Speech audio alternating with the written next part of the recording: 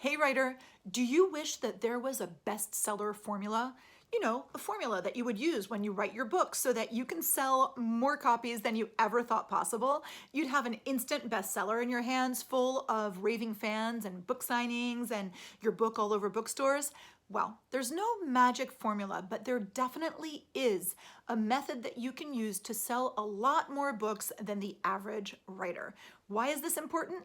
This is important because the average writer, the conventionally published authors, they sell less than 500 copies of their book. That is a crazy number. That is not the number that you were imagining when you worked on your book and when you dreamt of being a writer. You're dreaming of your book in bookstores and book signings and raving fans and audiences and readers and people who love you. 500 copies is not going to do that. So how do we get more than 500 copies sold? It's all about something that you can do before you even start writing. So listen up, guys. I'm Karena Akhavein.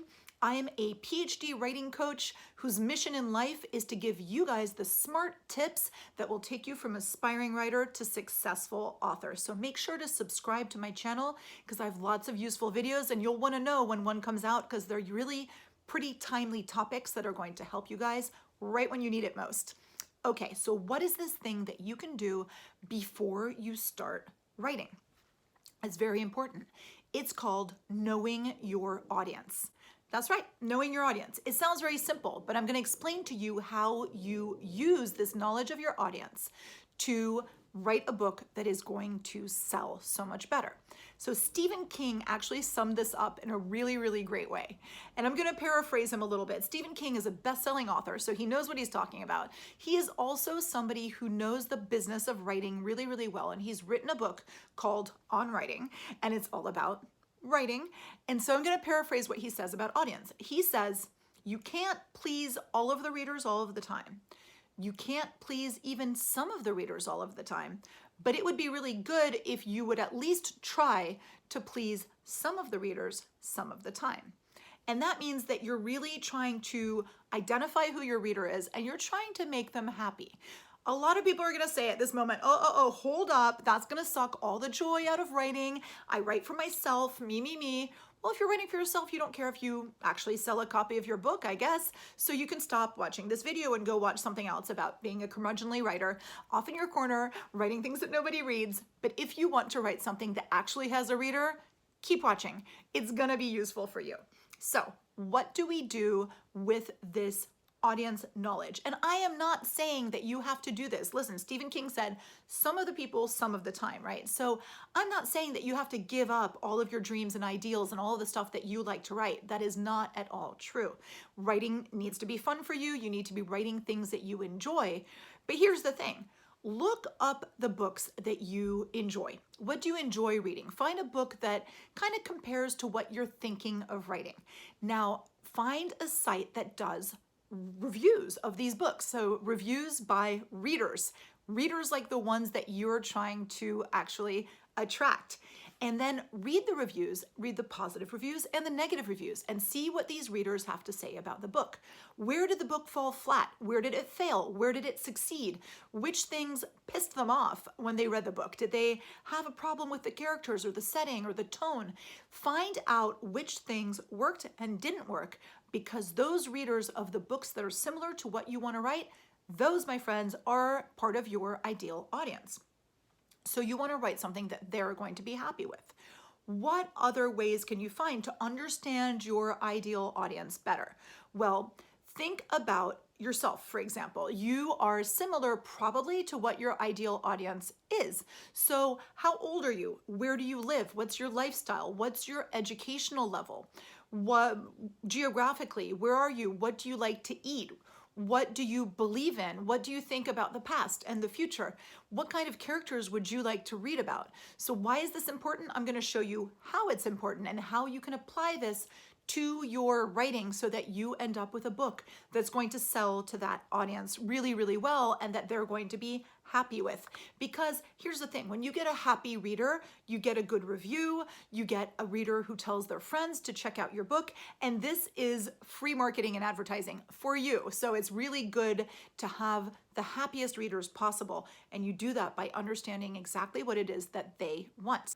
Okay, so this is why knowing your audience is so important. This is what it's going to affect in your book. For example, your audience's age and education level.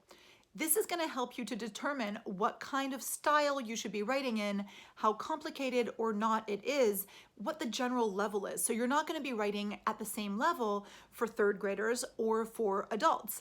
And you're not going to be writing at the same level a philosophical book or something that's just kind of an airport novel. You know, this is a really different kind of book. I wouldn't say either one is better or worse, but you're going to have a very different audience.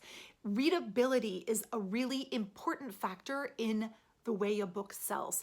If a book is readable, if the audience doesn't have to fight to understand it, and if they can grasp all the concepts and come away feeling smarter and not dumber, that is readability. And it's a really important thing to look at when you're thinking about how to make sure that your book sells more copies. You want to give your audience a topic that interests them in a tone that feels familiar and comfortable to them, that they don't have to reach and they don't have to look for a dictionary and they don't have to, think, what does this mean? I'm not really sure I understand. And there aren't all these terms that they're unfamiliar with. And if there are terms that they're unfamiliar with, you need to know that as an audience, they're not familiar with that term and you can define and explain it, and they'll come away feeling that they learned something and they'll be really happy as opposed to feeling like they're somehow less than.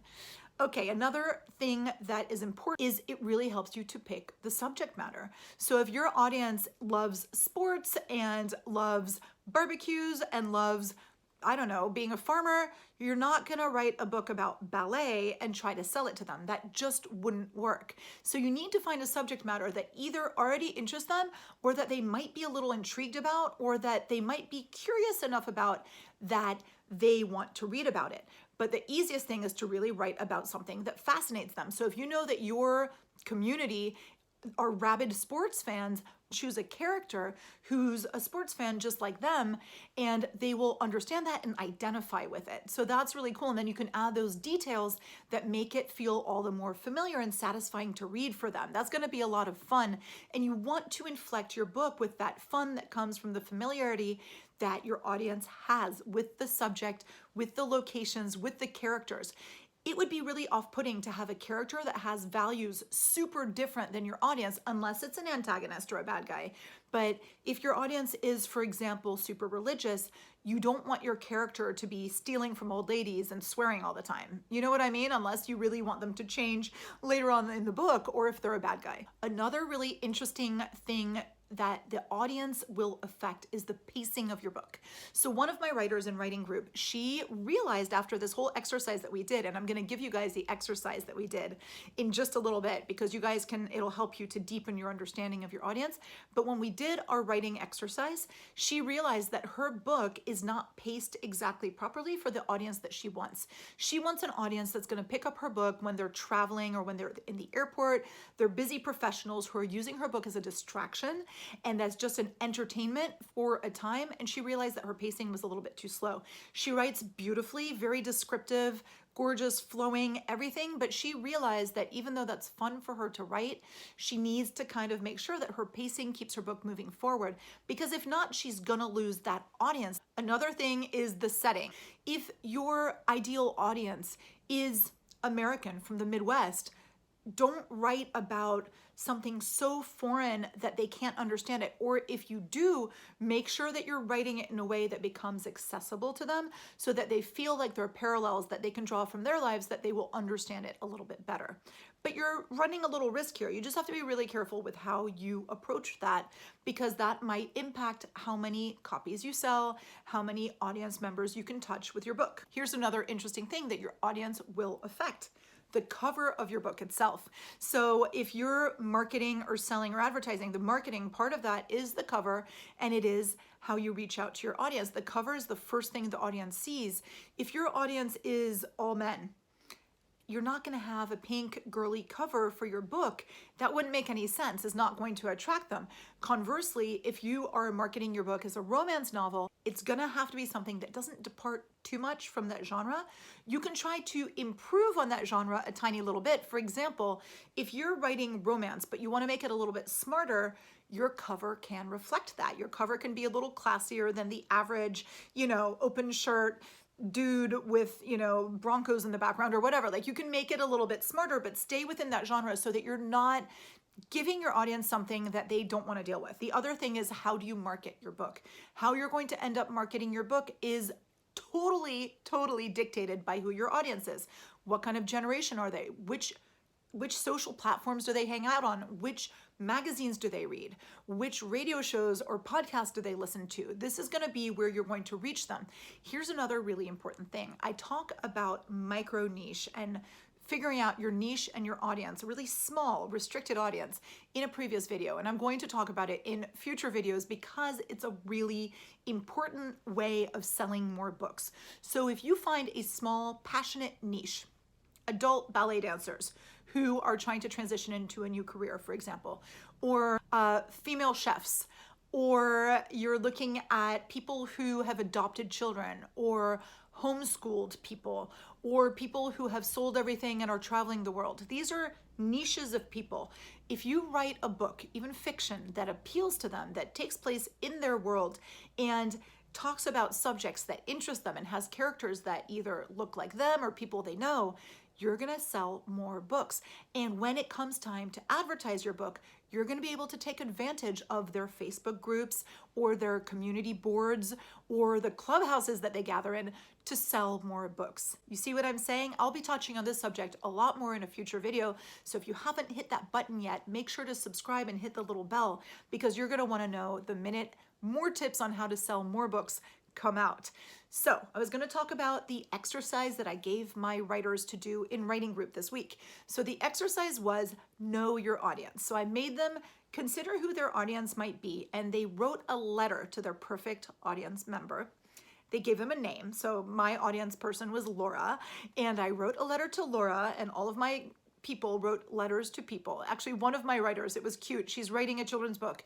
She wrote to Santa. And she said, Santa, I'm sending you a copy of this book, and you're going to need this because it fulfills a need that little girls have to read a certain type of book. And it was really well thought of because she really knows exactly where her book fits on somebody's bookshelf, in, somebody's library, or in a bookstore. She knows what that book can do and where it fits in the needs of a reader.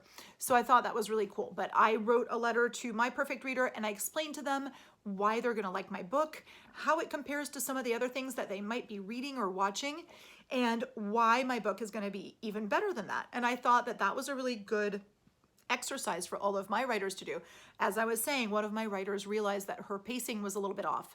And then other ones had a few other conclusions as well. So I totally encourage you guys to try that exercise out. I think it will be time well spent.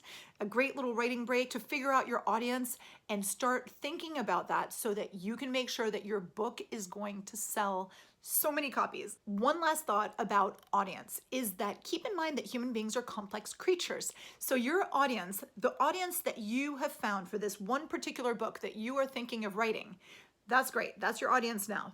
But if you're writing another book, or if you drop this book and you're writing a different one, your audience is going to shift, is going to be slightly different, and that is going to make all the difference.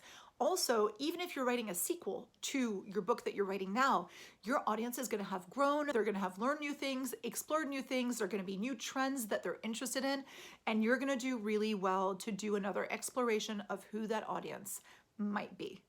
That's it, you guys. I hope this helped.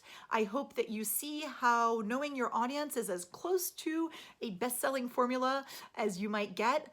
Of course, I keep coming up with new ways to make your books more successful and to help you guys in the writing process. So let me know what you think, comment down below, and I will see you guys next time.